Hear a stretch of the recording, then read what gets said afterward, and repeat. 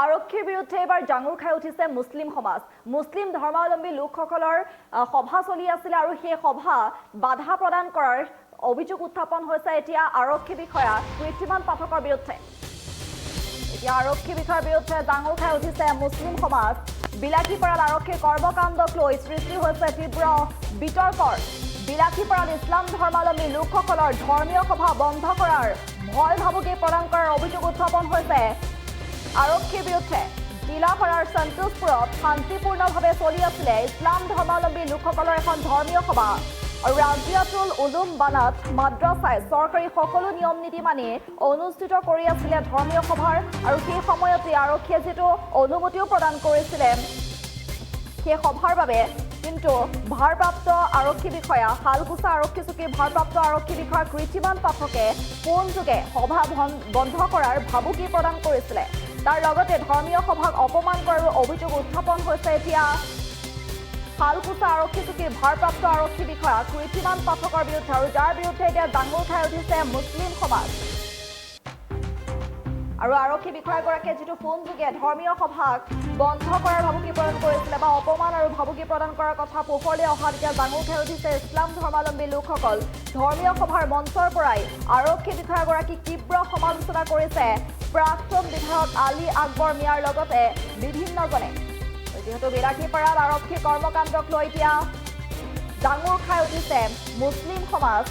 বিলাসীপাৰাত ইছলাম ধৰ্মাৱলম্বী লোকসকলৰ এখন ধৰ্মীয় সভা চলি আছিল আৰু সেই সভা বন্ধ কৰাৰ ভয় ভাবুকি প্ৰদান কৰাৰ অভিযোগ উত্থাপন হৈছে ফোনযোগে শালকুচা আৰক্ষী চকীৰ ভাৰপ্ৰাপ্ত আৰক্ষী বিষয়া কৃত্ৰিমান পাঠকৰ বিৰুদ্ধে, আৰু যাৰ বাবে এতিয়া ডাঙৰ খাই উঠিছে মুছলিম সমাজ। আৰক্ষী বিষয়াগৰাকীয়ে ফোনযোগে ধৰ্মীয় সভা অপমান আৰু ভাবুকি প্ৰদান কৰাৰ কথা পোহৰলৈ অহাত এতিয়া বিভিন্নজনে প্ৰতিক্ৰিয়া ব্যক্ত কৰিছে, তীব্ৰ সমালোচনা কৰিছে প্ৰাক্তন বিধায়ক আলী আকবৰ মিয়াৰ লগতে বিভিন্নজনে। কি কৈছে মন্তব্য আছে, মন্তব্য শুনাইছো। এই শয়তান পুলিশ, তোক মই কৈছো পুলিশ সাবধানে চলিবি। মুসলমান কোনোদিন কমিনাল নহয়, মুসলমানে কোনোদিন সাম্প্রদায়িক কাম কৰা নাই। তোমালোকে মোক জ্বলাই নলবা। আমাক সুন্দৰভাৱে সভা হৈ আছে, ধৰ্মৰ বাদে কোনো কথা হোৱা নাই। এতিয়া আলী আকবৰ মিয়াক বেয়া পাবা, তোমালোকে জ্বলালা কিয়? ধমকি কিয় দিছ? সেইকাৰণে আলী আকবৰ মিয়াও ধমকি দিছে। তোমালোকৰ নিচিনা এনেকুৱা পুলিচ কেইটাক ঠিক কৰিবলৈ মা দেউতাই আলী আকবৰক জন্ম দিছে। ভয় খাই বেয়া পাই লাভ নাই। চাওক, দুৰ্ভাগ্য মই MLA নাই, মই বিধায়ক থাকিলে এই টেলিফোনটো নাহিলে হয়।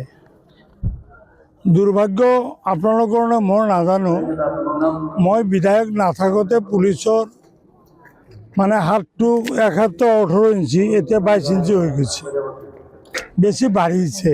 মইতো ক'লোই পুলিচৰ ক্ষমতা থাকিলে আলী আকবৰ মিয়া ইয়াত আছে, তোমালোকে আহা, তোমালোকৰ আইনটো মই শিকাই দিওঁ। তোমালোকে যিটো ভাবিছ যে 10টা নহয়, তোমালোকৰ লিখোতে ভুল হৈছে। অহাকালি 24 তাৰিখৰ ৰাতি 10টালৈকে তোমালোকে পাৰ্মিশ্যন দিছে। গাঁথাল দিছে না কিয় কৈছা আজি 10টাৰ আগত বন্ধ কৰিব লাগে? তোমালোকে চিঠি পঢ়ি লোৱা, তোমালোকে চিঠিটো পঢ়ি লোৱা। লিখা যদি ভুল হৈছে ৰাইজক তুমি ক্ষমা খোজা, বন্ধ কৰিম। কিন্তু তোমালোকে অহাকালি 24ৰ ৰাতি 10টালৈকে তোমালোকে পাৰ্মিশ্যন দি থৈছে। তাৰমানে পুলিচে এয়ে কৰে, মানুহক মানুহ বুলি গণ্য নকৰে, ভাবে মানুহে ভাবে পুলিচে বোধহয় বেছি জানে।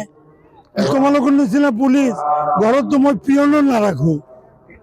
যি পুলিচে কৈছে, যি দাৰগাই কৈছে, তাৰ নিচিনা দাৰগা আলী আকবৰ মিয়াৰ ঘৰত মই পিয়নো নাৰাখিম। ইমান অযোগ্য পুলিচ দাৰোগা পিয়ন আলী আকবৰ মিয়াৰ ঘৰত পিয়ন হোৱাৰ যোগ্যতাও নাই। পঢ়ি লোৱা ভাই, এনেকে চলিছে এইটো। মানে মুছলমান হলেই তেওঁলোকৰ মানে পুৰণি উঠি যায়। এই শয়তান পুলিচ, তোক মই কৈছো পুলিচ সাবধানে চলিবি।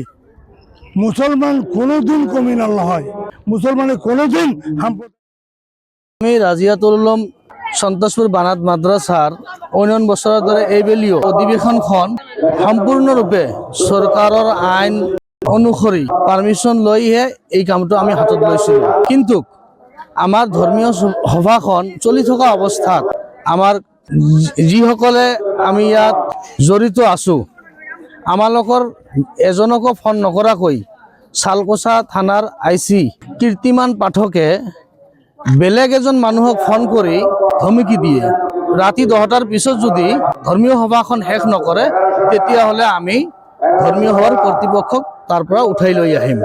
এইটো খুবেই দুৰ্ভাগ্যজনক কথা।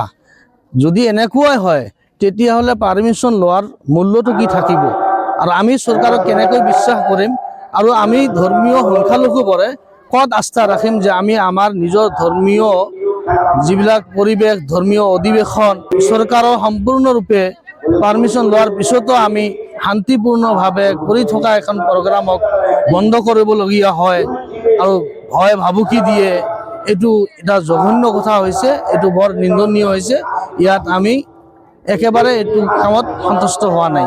আমালোকৰ পাৰ্মিশ্যন যিটো আছে আমি এপ্লিকেশ্যন কৰিছিলোঁ ৰাতিপুৱালৈকে আমাৰ ধৰ্মীয় সভাখন থাকিব, কিন্তু পাৰ্মিশ্যন কপিত যিটো লিখা আছে আজি আবেলি 4 বজাৰ পৰা 24 তাৰিখ আবেলি ৰাতি 10 বজালৈকে আমাৰ পাৰ্মিশ্যনত লিখা আছে। যিকোনো খবৰৰ বাবে যোগাযোগ কৰক 7099017330 লগতে 7099017110 নম্বৰত।